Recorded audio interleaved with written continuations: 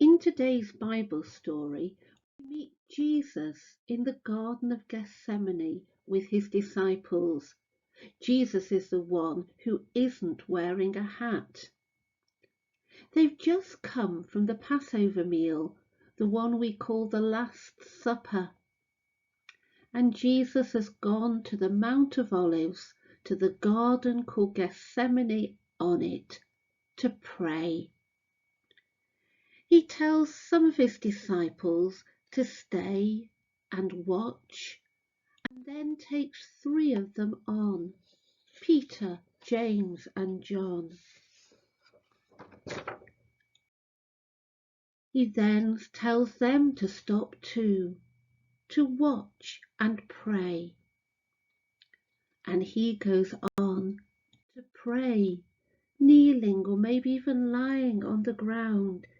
Jesus is filled with sorrow, and I think quite frightened, because he knows that tomorrow he will be killed. He prays to his Father, praying, "Father, everything is possible for you. Take away this cup from me." I think that means, please stop what's going to happen tomorrow to me. Surely there must be another way to do things. He prays for a while and then goes back to Peter, James and John. But he finds them asleep.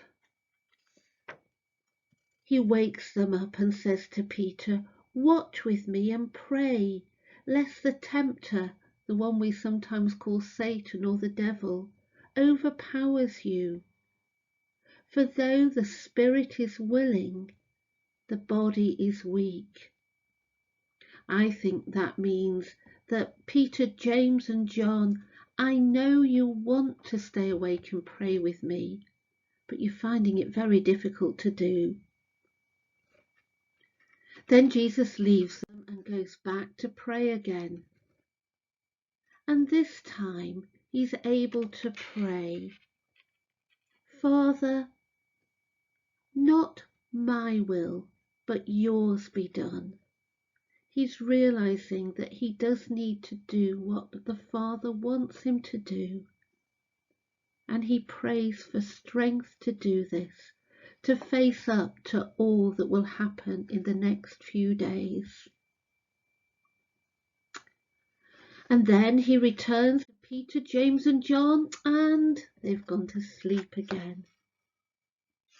wake up, he says. "Can you not watch and pray with me just for an hour?" And Jesus returns to his own praying. And by now he's feeling much stronger. He has prayed so hard that sweat has rolled down his face and dropped off like drops of blood. But we can't see that because sweat is salty water and not easy to see. But he is feeling much stronger now, able to get up and return to those disciples, ready to do all that the Father wants him to do.